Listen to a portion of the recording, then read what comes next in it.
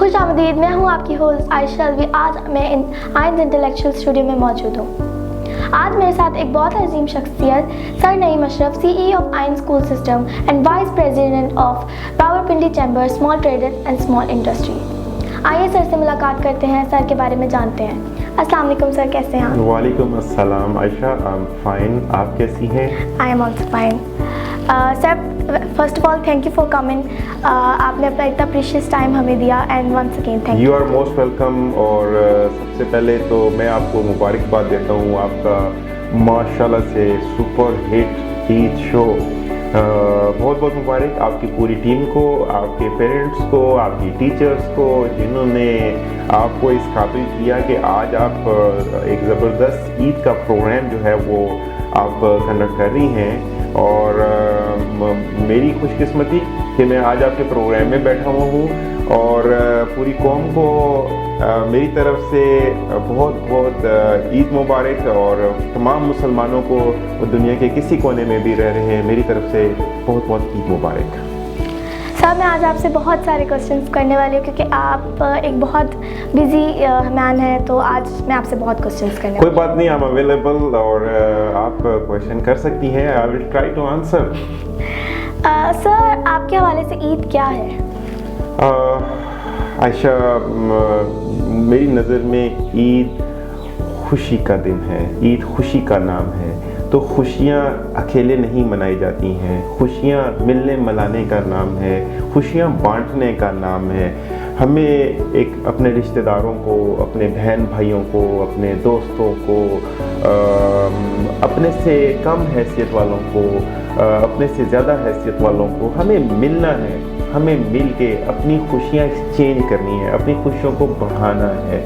तो मेरी नज़र में ईद खुशी को बांटने का नाम है। जब आप आयशा खुशियाँ बांटते हैं तो फिर आपको खुद ब खुद रिटर्न में खुशी मिलती है। वैसे तो आपको पता है कि हमारा इस्लामिक है, हमने रोज़े रखे हैं अल्हम्दुलिल्लाह, तो अल्लाह ताला की तरफ से हमें ये रिवॉर्ड है ईद की सूरत में। तो हम लेकिन ईद जो है वो मिलने मिलाने का नाम है, खुशियाँ बांटने का नाम है। सर, जैसे आपने कहा है कि ईद मिलने मिलाने का नाम है, तो हम गरीबों को अपनी ईद में कैसे शामिल कर सकते हैं? ईदों में हमें अपनी ईद में गरीबों को शामिल करना है, अपने से कम हैसियत वाले लोगों को शामिल करना है। देखिए, हमें उनको कैसे शामिल करना है। मैं एक सूट अपने बच्चों के लिए लेता हूँ तो मुझे उनके लिए भी देखना है। मैं अगर जूता अपने किड्स के लिए लेता हूँ तो मुझे उनका भी देखना है कि क्या वो जो ईद मना रहे हैं वो उसी तरह के जूते के साथ मना रहे हैं जो मैं अपने बच्चे को दे के दे रहा हूँ। जब मैं ईदी अपने बच्चों को देने का सोचता हूँ तो मेरे जहन में ऑटोमेटिकली ख्याल आना चाहिए कि क्या गरीब का बच्चा भी उसको अफोर्ड कर सकता है कि नहीं कर सकता। इसी तरह से क्या जो हम अपने बच्चों के लिए इतने ढेर उनके लिए खाने बना रहे हैं, उनको फास्ट फूड तैयार करके दे रहे हैं, 3 दिन तक हम उनके साथ बिज़ी है, ईद से पहले उनको शॉपिंग करवाई है, तो क्या हमने गरीबों को भी इसमें शामिल किया कि नहीं किया? तो जब हम उनको शामिल करते हैं तो फिर हमें अंदर से रियल मायनों में ईद की खुशी मिलती है। तो हमें गरीबों को अपनी खुशियों में शामिल करना चाहिए अपने माल के साथ। अगर फ़र्ज़ कर लें किसी के पास माल नहीं है लगाने के लिए, अगर वो अफोर्ड नहीं कर सकता, आजकल महंगाई का दौर है तो अफोर्ड नहीं कर सकता, तो वो कम से कम उनके साथ बैठ तो सकता है ना, उनके साथ ईद गुजार तो सकता है ना। आप 1 घंटा 2 घंटे उनके साथ ईद गुजारें। आपके गिरदनुमा में देखें कितने गरीब लोग होंगे। फॉर एग्ज़ाम्पल, आपके घरों में जो ख़वातीन जो मेड्स काम करती हैं, आपके जो घरों में लोग काम करने आते हैं ऑर्गेनाइजेशंस के अंदर, छोटे छोटे ओहदों पे काम करते हैं, अगर आप ईद वाले दिन उनके घर जाते हैं तो उनकी ईद इतनी बड़ी हो जाती है। तो अगर आप उनको पैसे के साथ, उनके कपड़ों के साथ, जूतों के साथ नहीं कर सकते तो उनके साथ बैठ जाएं, तो वो ज़्यादा खुश होंगे, उनकी ईद ज़बरदस्त हो जाएगी। सर, जैसे कि हमारी ईद की काफ़ी सारी यादें होती हैं, वो बचपन से बहुत जुड़ी होती हैं। सो आपकी जो बचपन में ईद कौन सी फेवरेट थी, ईद उल अज़हा या ईद उल फितर? हाँ, दोनों ईदें अच्छी थी, लेकिन मुझे लगता है कि ये जो ईदी वाली ईद होती है वो ज़्यादा मज़े की होती थी, क्योंकि इस रमज़ान के बाद जो ईद है उसमें हमें ईदियाँ मिला करती थी। तो आपको पता है एक ईदी का तो अपना ही एक ख़ास मज़ा होता है। बड़े आप जो है ना जेब भर जाती है। तो हम भी ऐसे ही करते थे, पैसे लेते थे और हम चले जाते थे शॉपिंग करने के लिए, मेले में चले जाते थे। वहाँ पे जाके खाना पीना भी दोस्तों के साथ और बहन भाइयों के साथ। अब उस वक़्त तो आपको पता है यहाँ पर मेले लगा करते थे, झूले भी लगा करते थे, खाने पीने के स्टॉल बहुत लगा करते थे। फिर दरमियान में एक गैप आ गया। ये सारी चीज़ें आहिस्ता आहिस्ता ख़त्म होना शुरू हो गई, लोग घरों के अंदर महदूद होना शुरू हो गए। अभी मैं देखता हूँ कि फिर दोबारा से आयशा कि ये सारी चीज़ें उसी तरह से बाज़ार लगना शुरू हो गए।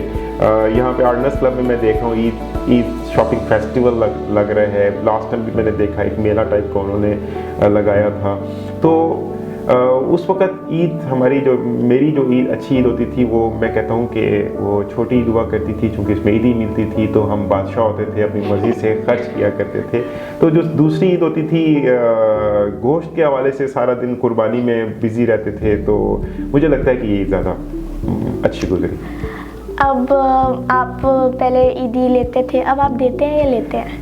हाँ, मुझे लगता है कि पहले जब छोटे थे तो ज़ाहिर हम ईदी लेते थे पेरेंट्स से, नाना नानी दादा दादी जो भी बड़ा चाचू होता था, हम सारों से ईदियाँ लेने वाले होते थे। और वो हम ना हिसाब करते थे बैठ के, अच्छा नाना ने इतनी, अच्छा हमें पता होता था कि नाना ने कितनी ईदी देनी है, दादा ने कितनी देनी है, मम्मा ने कितनी देनी है, बाबा ने कितनी देनी है। हमने पहले से वो बजटिंग की होती थी कि हमने इतनी ईदी हमारे पास इस दफ़ा बजट में आएगी तो हमने इसका ये एक्सपेंस करना है, हमने इस तरीके से लेके चलनी है। तो वो जो बचपन की ईदी वाला जो मज़ा है वो बहुत ज़बरदस्त हुआ करता था। लेकिन जैसे जैसे वक्त गुजरता गया, हम बड़े होते गए तो हम लेने वालों के साथ साथ अब देने वाले में से हो गए। तो हम अभी ईदियाँ देते भी हैं, तो देने का भी अपना एक मज़ा है आयशा।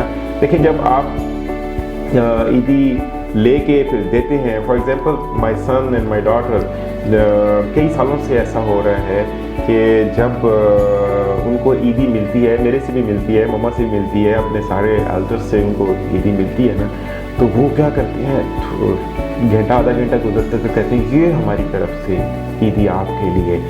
तो वो मेरा दिल इतना बड़ा हो जाता है। मैं कहता हूँ देखो इनको एहसास है कि हमने भी ईदी देनी है, तो हमें लेने के साथ साथ देने वाला भी करना है। अगर आप अभी छोटी सी हो, आप जैसे बहुत सारे स्टूडेंट्स होंगे जो ऐसे ही होंगे जो भी ले रहे होंगे अपने मामा पापा से, लेकिन जितनी भी ईदी इकट्ठी हो उसमें से अगर कुछ अमाउंट आप अपने बड़ी बहन को कहें अच्छा ये मेरी तरफ से ये ईदी है, मम्मा से कहें मम्मा ये मेरी तरफ से ईदी है, तो मम्मा आपकी बहुत उनकी सही मायनों में ईद हो जाएगी। सर बचपन की ईद की अलग रूटीन होती है, अब जो आप बड़े हो गए आप अब अलग रूटीन होती है। सो आपकी बचपन की ईद की और अब की ईद की रूटीन में क्या डिफरेंस है? जिम्मेदारियाँ आयशा, मुझे तो ऐसे लग रहा है मैं किसी बच्चे के प्रोग्राम में नहीं हूँ, मैं किसी बड़े एंकर के प्रोग्राम में बैठा हूँ। आप इतने सीरियस ज़बरदस्त क्वेश्चन कर रहे हैं। मैं तो कई टीवी प्रोग्राम में जाता हूँ तो आप माशाल्लाह से बहुत ज़बरदस्त, you are the wonderful host I think so. Yes, अभी जिम्मेदारियाँ बढ़ गई हैं, अब जिम्मेदारियों वाली ईद होती है। अब हमें पता होता है कि हमें 2 महीने पहले ही हम प्लान करते हैं कि बच्चों के लिए क्या करना है, बाकी मामलात कैसे करने हैं। वो जो बचपन की ईद होती थी ना, वो बेफिक्री वाली ईद होती थी। अब बहुत रिस्पॉन्सिबिलिटीज़, अब हर तरफ रिस्पॉन्सिबिलिटीज़ हैं। न सिर्फ आपकी फैमिलीज़ की रिस्पॉन्सिबिलिटी है आयशा, बल्कि अब आपकी एज अ होल जहाँ जहाँ आप बिज़नेस कर रहे हैं आपकी टीम साथ होती है, पूरी टीम की जिम्मेदारी आपके ऊपर होती है कि कोई टीम मेंबर ऐसा ना हो जो किसी मुश्किल में हो और हम बैठ के नवाबों की तरह ईद कर रहे हों और वो बेचारा जो है वो बैठा हुआ हो और उसको किसी मुश्किल में हो, वो अपनी किसी प्रॉब्लम में हो। तो हमें एज अ होल अपनी पूरी टीम का ख्याल रखना होता है। सर जैसे कि मैंने देखा है कि आपकी एजुकेशन की तरफ एक और स्पीच होती है, इधर इकोनॉमिक्स, आप मतलब आप बहुत मल्टी टैलेंटेड हैं। सो आप बहुत कॉन्शियस हैं अपने ड्रेसेस से लेके, जैसे मैंने नोटिस किया। सो आपकी क्या प्रेफरेंस होती है ईद पे, क्या आप शलवार कमीज़ पहने या सूट? आयशा, आपने कहा ना कि एक मीटिंग किसी एजुकेशन सेक्टर में तो दूसरा किसी बिजनेस सेक्टर में। यस, ऐसे तो करना है, क्योंकि जो बिजनेस सेक्टर है वो भी मेरा सेक्टर है, एजुकेशन मेरा ख्वाब है, एजुकेशन सेक्टर पे काम करना मेरा पैशन है, मैं उस पर काम कर रहा हूँ। एजुकेशन सेक्टर में हम अर्निंग्स के लिए नहीं आए। As part of earning we have to finance the thing, तो अर्निंग हम करेंगे तो फिर ज़्यादा अच्छा फैसिलिटेशन प्रोवाइड कर सकेंगे, लेकिन एजुकेशन इज़ माई पैशन। तो आयशा, मुझे अपने ड्रेसेस की कोई ज़्यादा परवाह नहीं होती है। आपको लगता है कि मैं ड्रेसेस का बहुत ख्याल रखता हूँ, ऐसा नहीं है। सुबह एक यूनिफॉर्म में पहनता हूँ और सारा दिन उसी यूनिफॉर्म में सारी मीटिंग्स चलती हैं। यूनिफॉर्म में मैं अपना मेरा एक ड्रेस है, मैं उसी में चलता हूँ सुबह से लेकर रात तक की जो एक्टिविटीज़ होती है। फिर मैं ये केयर नहीं करता कि मैंने सलवार कमीज पहनी हुई है या पैंट कोट पहना हुआ है। तो लेकिन जो आपका क्वेश्चन है कि ईद वाले दिन यस, कोशिश होती है कि हम अपने जो हमारा जो नेशनल ड्रेस है ईद के हवाले से सलवार कमीज़ है तो उसको हम प्रेफर करते हैं, मैं भी करता हूँ, हमारे बच्चे भी उसी को प्रेफर करते हैं। तो सलवार कमीज़ ईद वाले दिन। सर, जो छोटी ईद होती है, ईद उल फितर, इसमें मुझे लगता है ज़्यादातर मिठाई और मीठा, तो आपको कौन सी ऐसा डिज़र्ट है जो आपको ऑल टाइम फेवरेट और आप ईद पे भी? हाँ, ईद जो है वो आयशा, बहुत सारे घरों में जो ईद उल फितर है वो दो चीज़ों के बगैर मुझे लगता है कि अधूरी है, या ऐसा लगता है ईद ही नहीं है। तो उसमें एक चीज़ है कि वो चाट घरों में जिधर भी जाएं तो आपको वो ईद उल फितर में जो है ना वो चाट खानी पड़ती है। लेकिन मैं आपके स्टूडियो में आया हूँ तो आपने मुझे सबसे पहले चाट ही खिलाई है, तो उसके बाद आपने कहा नहीं जी अभी इसके बाद हम प्रोग्राम करते हैं। इसी तरह से जो खीर है स्वीट में, डेजर्ट में जो है वो खीर पसंद है। तो लेकिन कोई भी मुझे सवैयाँ भी मिल जाएं और शीरखुरमा भी मिल जाए तो हम अल्हम्दुलिल्लाह everything I like, every dessert. Sir, आपको कुकिंग करनी आती है? Yes, of course. मतलब कुकिंग में आप क्या, आप मुझसे क्या बुलवाना चाहती हैं आज ईद के दिन? मुझे आप जो है वो मुझे ऐसे लगता है कि मैं यहाँ से आपके स्टूडियो से जाऊँगा जब, तो फिर मुझे घर के जो किचन है उसमें मुझे लगता है कि आप 3 दिन अगले मेरे लगवाएंगी किचन में, है। नहीं, मैं कुकिंग बहुत अच्छी कर लेता हूँ और कुकिंग भी मैंने शौक से सीखा था। हमारा एक बिज़नेस था, कैटरिंग सर्विसेज हम दिया करते थे आज से कोई 22 इयर्स बिफोर। तो एक 5 स्टार होटल था, उनको हम सर्विसेज देते थे। तो वहाँ पे मेरा इंटरेस्ट डेवलप हुआ कि मुझे Pakistani, Chinese and Russian foods जो हैं, अमेरिकन फूड्स जो है उसको मैं उसकी कुकिंग सीखूं, उसको कैसे बनाया जाता है। तो मैंने कुछ चीज़ें वहाँ पे सीखी हैं। तो कभी कभी ऐसा होता है कि जब मेरे पास टाइम होता है, मैं घर पे होता हूँ, बच्चों के साथ होता हूँ, फैमिली के साथ होता हूँ, तो मैं घर पे छोटी मोटी कुकिंग करता हूँ। तो अभी तो इन दिनों में तो बहुत कम टाइम होता है, चैम्बर को भी टाइम देना है, स्कूल को भी टाइम देना है, सोशल लाइफ को भी टाइम देना है, क्लब को भी, लायंस क्लब को भी टाइम देना है। तो ये बहुत सारी जब एक्टिविटीज़ इकट्ठी हो जाती हैं तो इट्स सो डिफ़िकल्ट कि आप कुकिंग को भी, लेकिन जब मौका मिलता है तो हम उसको भी मैं उसको भी इंजॉय करता हूँ घर पे। Personally I also love cooking. माशाल्लाह, ज़बरदस्त। तो फिर किसी दिन हम एक कुकिंग प्रोग्राम भी रखते हैं ना आपके साथ, इंशाल्लाह। सर, जैसे कि आजकल ईद उल फितर में ट्रेंड बन चुका है कि बॉयज़ स्पेशली वो प्लास्टिक वाली गन्स ये होती हैं, तो आप इसके बारे में क्या कहते हैं कि ये एज अ नॉर्मल टॉय है या फिर ये इनके फ्यूचर पे एक्सपेक्ट कर सकता है? तो आप इसके बारे में मुझे प्लीज़ बता दें। अच्छा, बहुत इंपॉर्टेंट और बहुत ज़बरदस्त बात की आपने। मैंने जैसे पहले कहा ना, मुझे आज लग ही नहीं रहा कि मैं किसी छोटे बच्चे के प्रोग्राम में आया हूँ। मुझे तो ऐसे लग रहा है कि मैं एक बहुत सीनियर एंकर के प्रोग्राम में आया हूँ। आयशा, मैं कई सालों से देख रहा हूँ कि ईद पे बच्चों के लिए जो टॉयज़ हैं वो गन्स बना के तो वो दे दी जाती हैं उनको। अच्छा, वालिदैन भी केयर नहीं करते। वालिदैन क्या करते हैं, वो बच्चों को कहते हैं ठीक है जाएं, ये पैसे लें और जाके तो जो दिल करता है ले लें आप। बच्चे भी मार्केट में जाते हैं तो वो टॉय गन जो है वो लेते हैं। आप देखें उनके माइंड में वो चीज़ें डाल रहे हैं कि वो बड़े होके गन के जो लवर्स हैं वो बन जाएं। हमें पाकिस्तान में हमें गन्स की जो टॉयज़ हैं उसको बैन करना है। अगर हम उसको बैन नहीं करते हैं तो अब आप देखें फिर हम क्या कर रहे हैं, गन लवर्स जो है वो पैदा कर रहे हैं। तो हमें इस चीज़ से अवॉइड करना है। बच्चों को ख़ास तौर पे जो वालिदैन हैं, मेरी जो बात सुन रहे हैं वालिदैन, जब भी जाएं मार्केट में बच्चों की टॉयज़ की सिलेक्शन करें तो बहुत सोच के करें। ख़ास तौर पे उनको गन्स जो टॉय गन्स हैं उससे अवॉइड करवाएं, वरना उनका जो पैशन है वो बढ़ता जाएगा और वो किसी बहुत बड़े हादसे का सबब बन सकता है। सर जैसे कि बॉयज़ हैं, बॉयज़ को आजकल ये बहुत ज़्यादा क्रिकेट, तो आपको बचपन में कौन सा ऐसा स्पोर्ट था कि आप बचपन में सीरियस थे कि मैं इसमें अपना पैशन बनाऊंगा? आयशा, मुझे भी क्रिकेट का शौक़ था, फुटबॉल का शौक़ भी था। ऑलमोस्ट मैंने सारी गेम्स खेली हैं, स्विमिंग की है, टेबल टेनिस किया है, स्क्वॉश खेली है। टाइम मैनेज किया जाता था। मुझे अच्छी तरह याद है, मैं आर्डनेस क्लब में स्क्वॉश कोर्ट थी, अभी भी है माशाल्लाह से ज़बरदस्त करके। तो मैं सुबह सर्दियों में सुबह 6 बजे से लेके 7:30 बजे तक 1.5 घंटा स्क्वॉश खेलता था। तो शौक़ थे, अभी भी हैं। अभी ज़रा टाइम कम होता है, हमने अभी भी आज भी घर में टेबल टेनिस रखा हुआ है। हम पूरी फैमिली, मेरा बेटा, हम सारे गेम करते हैं। हमारे जब भी कभी गेस्ट आते हैं तो हम उनको कहते हैं आए गेम करते हैं। तो हमने जो हमारा बेसमेंट है उसमें हमने गेम रूम उसको किया हुआ है, तो हम उसमें करते हैं, अपने शौक़ को पूरा करते हैं और हम उससे हेल्दी भी रहते हैं। Thank you sir. कोई ऐसा गेम जो आपका फेवरेट था, मतलब वो तो मस्ट खेलना हर दिन? हाँ, मैं टेबल टेनिस मुझे अच्छा लगता है। मुझे लगता है कि मैं उससे एनर्जेटिक रहता हूँ, मुझे खेलना है और इसीलिए मैंने अपने घर के अंदर भी अभी टेबल टेनिस ही रखा हुआ है। मुझे सुस्त गेम अच्छी नहीं लगती हैं।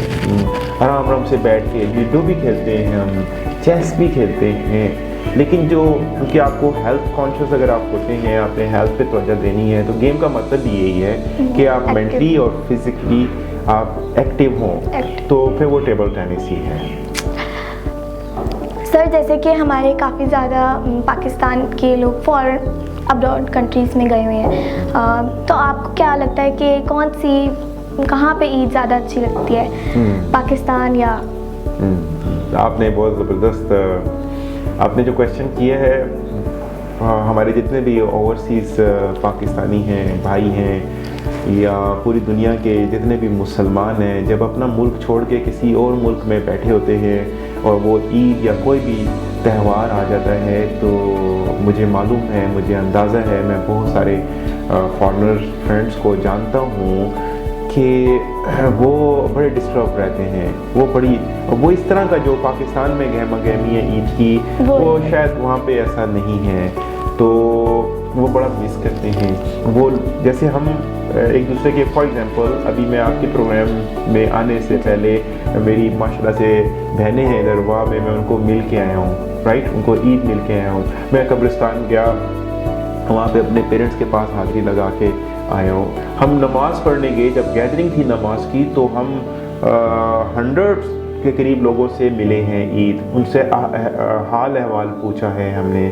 फिर किसी की अगर डेथ हुई हुई है, किसी की फैमिली मेम्बर की किसी की डेथ हुई हुई है, तो उनके घर स्पेशल ईद वाले दिन जाना, उनके साथ अफसोस करना, उनके साथ यकजहती करना कि हम उनके दुख में शामिल हैं। तो ये चीज़ें जो हमारे ओवरसीज़ भाई हैं, हमारी बहनें हैं, वो बहुत मिस करती हैं। आपको पता है वहाँ पे एक फास्ट लाइफ है। शायद ईद वाले दिन वो जॉब पे बैठे हुए हों, शायद ईद वाले दिन वो कोई ऐसी एक्टिविटी में बिज़ी हो कि उन्हें पता ही ना हो कि आज ईद है।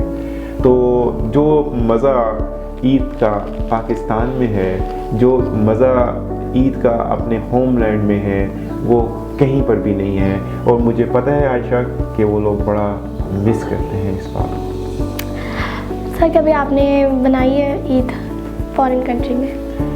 हाँ, मैंने कोशिश की है कि जितनी भी ईदीन है वो मैं पाकिस्तान में करूं, अपने पेरेंट्स के पास करूं, अपने बच्चों के पास, अपने बहन भाइयों के पास करूं।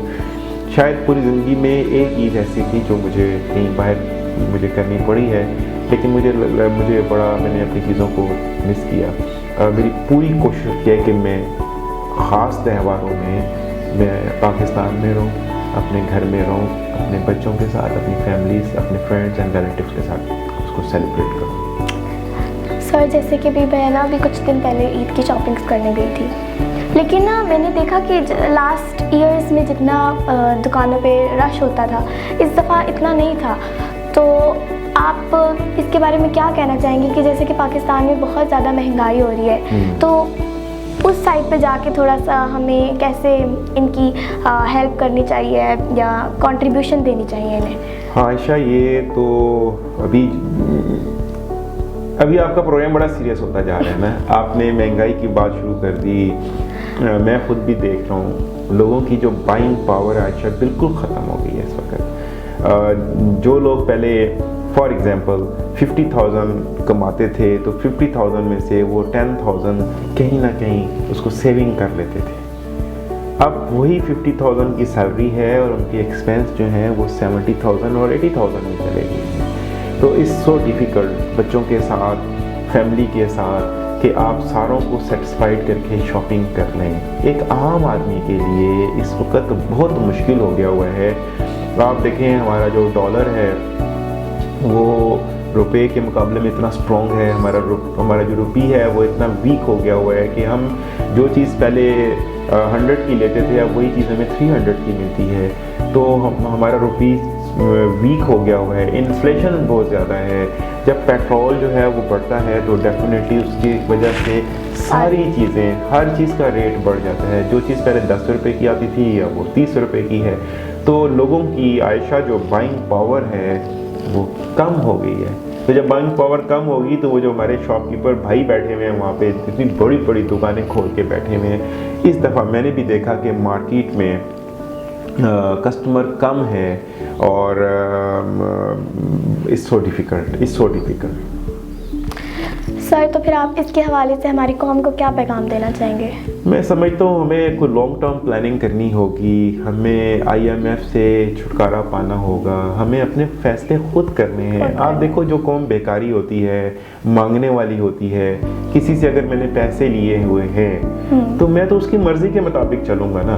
मैं अपनी मर्ज़ी कैसे कर सकता हूँ? मैं अपनी मर्ज़ी तो उसी वक्त कर सकता हूँ ना जब मैं इंडिपेंडेंट होऊंगा। तो मैं इंडिपेंडेंट ही नहीं हूँ। इसी तरह से हमारे मुल्क के हालात ये हैं कि हम इंडिपेंडेंट नहीं हैं। IMF कहता है कि आपने बिजली महंगी करनी है, हम बिजली महंगी कर देते हैं। IMF कहता है गैस महंगी करनी है तो हम गैस महंगी कर देते हैं। IMF कहता है पेट्रोल पे इतना टैक्स लगा दो, लगा देते हैं। हमें IMF से छुटकारा लेना है और हम एक टैलेंटेड कौम है। हमारे नौजवान हैं, 60% से ज़्यादा नौजवान हैं हमारे पास। हम बहुत ज़बरदस्त काम कर सकते हैं। आयशा, हम अपनी क्रीम, नौजवानों की, टैलेंटेड लोगों की क्रीम जो है वो बाहर जा रही है। वो बाहर के लोग उससे फ़ायदा उठा रहे हैं। तो आयशा, व्हाई नॉट वी? हम क्यों नहीं खुद उससे फ़ायदा उठाते हैं? तो हमें IMF से छुटकारा पाना कोई बड़ा काम नहीं है, बहुत आसान है। हम इनसाइड सही तरीके से प्लानिंग कर लें, मुल्क से करप्शन ख़त्म कर दें। हम मुल्क के जो टैलेंटेड लोग हैं उनको right place for right job कर लें, right person for right job कर लें। देखें, एक आदमी मेरे जैसा आदमी है जो बिज़नेस कर रहा है तो वो बिज़नेस को ज़्यादा अच्छा समझेगा। अगर मुझे कोई इंजीनियरिंग दे दे, मुझे कोई इलेक्ट्रिक का वर्क दे दे तो मैं कैसे करूँगा वो अच्छा? तो right person for right job हमें पाकिस्तान में हमें चाहिए। मुल्क उन लोगों के हाथ में दें जो मुल्क को चलाना समझते हैं, उन लोगों को मत दें जो समझते ही नहीं है। ठीक है, तो फिर पाकिस्तान तरक्की करेगा, वरना पाकिस्तान तरक्की नहीं करेगा। पाकिस्तान अगले 70 साल भी फिर ऐसे ही नज़र आएगा। हम पूरी उम्मीद हैं और हम पूरी उम्मीद है कि अच्छे लोग आएंगे, समझदार लोगों को सीट्स पे बैठना है और मुल्क के अंदर चेंज लेकर आना है। और चेंज का मतलब ये नहीं है कि लोग चेहरे चेंज हो जाएं। चेंज का मतलब ये है कि आप मुल्क के लिए ऐसे काम करें कि मुल्क चेंज हो। सर, आप एज अ एजुकेशनिस्ट हमारे फ्यूचर स्टूडेंट्स या फ्यूचर एजुकेशनिस्ट को क्या पैगाम देना चाहेंगे? मेहनत करें, दिन रात एक करें, खुली आंखों से ख्वाब देखें, बंद आंखों से ख्वाब ना देखें। जब आप खुली आंखों से ख्वाब देखते हैं तो फिर उसको अचीव करने के लिए आपको दिन रात एक करना है, फिर खाली ख्वाब नहीं देखने हैं आपने। हाँ, मैंने देखा है कि हमारी जो ये वाली जनरेशन है जिसकी आप बात कर रही हैं, वो ख्वाब ख्वाहिशात खुली आंखों से देखते हैं, लेकिन उसके लिए ना प्लानिंग करते हैं ना मेहनत करते हैं। वो कहते हैं शॉर्टकट में आ जाए। ख़ास तौर पे मैं यहाँ पे बताना चाहूँगा, जो इस वक्त एक ट्रेंड चल गया है कि पढ़ना भी नहीं है, हम पढ़े लिखे बगैर भी इतने पैसे कमा सकते हैं, कोई फ़र्क नहीं पड़ता पढ़ाई से। आजकल एग्जांपल्स कोट की जाती हैं बहुत ज़्यादा। बहुत सारे मैं सोशल मीडिया पर देख रहा होता हूँ, बहुत बड़े बड़े जो शॉर्टकट में बड़े आदमी बन गए, वो मैसेज देते हैं कि पढ़ने लिखने से कोई फ़र्क नहीं पड़ता, पैसा कमाना है तो अभी आप जो है ना फौरी तौर पे फ़लाँ चैनल खोलें, फ़लाँ चैनल खोलें, फ़लाँ काम करें तो आप बस बहुत जल्दी बड़े आदमी बन जाएंगे। This is shortcut. Misperception create की जा रही है कि बंदा इतना पढ़ा लिखा ना भी हो तो वो बहुत ज़्यादा पैसा कमा लेगा। पैसा कमाना ज़िंदगी का मकसद नहीं है, नॉलेज गेन करना। देखें, अगर एक अनपढ़ आदमी जो है वो फॉर एग्ज़ाम्पल कोई बिज़नेस करके या कोई एक्टिविटी करके अगर वो 10 लाख रुपए कमाता है तो वही पढ़ा लिखा उसी का नॉलेज लेके तो वो ज़्यादा पैसा कमा सकता है, ज़्यादा लोगों को एम्प्लॉयमेंट दे सकता है। तो ये मिसपरसेप्शन जो क्रिएट किया जा रहा है इस वक्त सोशल मीडिया के ऊपर, ये बिल्कुल गलत है। पढ़ना लिखना बेहद ज़रूरी है। जिस फील्ड में आप जाना चाहते हैं उस फील्ड का नॉलेज रखें अपने पास। फॉर एग्जांपल किसी का डॉक्टर बनने का शौक है और वो डॉक्टर बनना चाहता है और बड़ा आदमी बनना चाहता है, पैसे भी कमाना चाहता है, तो आपका क्या ख्याल है कि वो बग़ैर डॉक्टर की डिग्री लिए, बग़ैर पढ़े लिखे वो ऑपरेट करके तो वो बड़ा आदमी बन जाए? तो ऐसा मुमकिन नहीं है। तो इंजीनियरिंग की फील्ड में जाना चाहता है तो बग़ैर इंजीनियर बने, इंजीनियर की डिग्री लिए वो जो है वो इंजीनियरिंग करता फिर रहे हैं, तो फिर तो ऐसे ही इंजीनियर बनेंगे ना फिर। तो इस परसेप्शन को, मिसपरसेप्शन को हमें सही करना है। सर, जैसे कि आज ईद है तो आप ईद के हवाले से हमारी नेशन को, हमारे स्टूडेंट्स को क्या पैगाम देना चाहेंगे? अपने बड़ों का रिगार्ड करें, अपने सीनियर्स को इज़्ज़त और एहतराम दें और बड़ों से सीखें, उनकी ज़िंदगी को स्टडी करें। जो जिस तरीके से वो आगे बढ़े हैं, उनकी जो गुड पैटर्न्स हैं, जो गुड थिंग्स थी, उनको एडॉप्ट कर लें। अगर उन्होंने किसी वजह से किसी जगह पे लॉस किया तो उससे आज आप सीखें, अपने ऊपर तजर्बात ना करें। ईद के हवाले से मैं यही कहूँगा, ईद जैसे मैंने शुरू में कहा कि ईद जो है वो खुशियाँ बांटने का नाम है। तो ईद की खुशियाँ बांटें, मिले, एक दूसरे के साथ मिले, अपने दिलों को साफ़ करके मिलें, अपने दिमागों को साफ़ करके मिलें और खुशियाँ फिर आप खुशी सही मायनों में फील भी करेंगे। इस्लाम की जो ज़िंदगी है, जो इस्लाम ने पैटर्न दिया है आपको ज़िंदगी गुजारने का, उस पैटर्न पे अमल करें तो मैं समझता हूँ कि वैसे ही हमें ज़िंदगी गुजारने का मज़ा आ जाता है। सर, कभी आपने पॉलिटिशियन बनने के बारे में सोचा है और पॉलिटिशियंस को कैसे ईद मनानी चाहिए? No Ayesha, I never think to become the politician. और ज़ाहिर है पॉलिटिशियन को पाकिस्तान में ही अपने लोगों के साथ ही ईद करनी चाहिए। उनके दुख दर्द में जैसे आपका एक ख़ानदान होता है, पॉलिटिशियन के लिए इस तरह उसकी आवाम होती है, तो उसके साथ ही ईद करनी चाहिए, ना कि उसको बाहर के मुल्कों में जाके तो वो ईद करे। लेकिन ये उसका पर्सनल मैटर है, अगर बाहर के मुल्क में भी जाके ईद करता है तो हम कोई बाइंडिंग में नहीं रख सकते उसको। लेकिन मेरी फीलिंग्स ये हैं कि हमारे पॉलिटिशियंस को अपनी आवाम के साथ, चूँकि वो अवामी ओहदा रखते हैं, आवाम के लिए काम करते हैं, तो फिर उनको आवाम के अंदर ही उठना बैठना ईद वाले दिन भी करना। सर, एज ए इकनॉमिक्स आप बिजनेस भी है आपका, आप एजुकेशनिस्ट भी हैं और आप vice senior president of Rawalpindi chamber भी। सो इस पे भी काफ़ी चैलेंजेस होते होंगे, आप इन सब को कैसे मैनेज करते हैं? हाँ, इट्स सो डिफ़िकल्ट, लेकिन ठीक है, अल्लाह ताला ने सलाहियत दी है तो उसको कोशिश करते हैं, लेकिन मेहनत करना शर्त है। आपने मुझे कहा कि Rawalpindi chamber of smart and smart industry का working as a senior vice president, तो ज़ाहिर है ज़िम्मेदारी है, तो ज़िम्मेदारी को तो हमने निभाना है और अच्छे तरीके से निभाना है। जो हमारे से पिछले लोग होते हैं वो हमारे लिए एक बड़ा टारगेट रख के गए होते हैं, हमारे लिए एक टारगेट सेट करके गए होते हैं कि इससे आपने आगे निकलना है, तो हमने उससे आगे निकलने के लिए दिन रात एक करना है। इसी तरह से बिज़नेस में भी ज़ाहिर है तवज्जो देंगे, काम करेंगे तो फिर ही आप इतनी बड़ी टीम होती है उसको साथ लेके चल सकते हैं। तो इट्स डिफ़िकल्ट, आपको अपना आप, जो असल चीज़ है, आपको अपना आप मारना पड़ता है, आपको अपनी सहूलियात मारनी पड़ती हैं, आपको अपनी रेस्ट ख़त्म करनी पड़ती है, फिर आप दूसरों के लिए जीते हैं, फिर दूसरों की एक्सपेक्टेशंस पे पूरा उतरते हैं, वरना आप दूसरों की एक्सपेक्टेशंस पे पूरा नहीं उतर पाते हैं। सर, किस चीज़ ने आपको मोटिवेट किया यहाँ तक आने में? हाँ, मोटिवेट देखें, मैंने जैसे भी थोड़ी देर पहले कहा ना आपको कि आज की जो नस्ल है वो हर चीज़ को पैसे से जोड़ती है।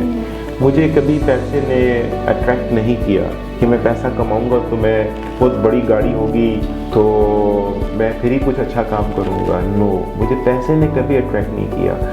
मुझे अट्रैक्ट करता है टारगेट, गोल्स अट्रैक्ट करते हैं।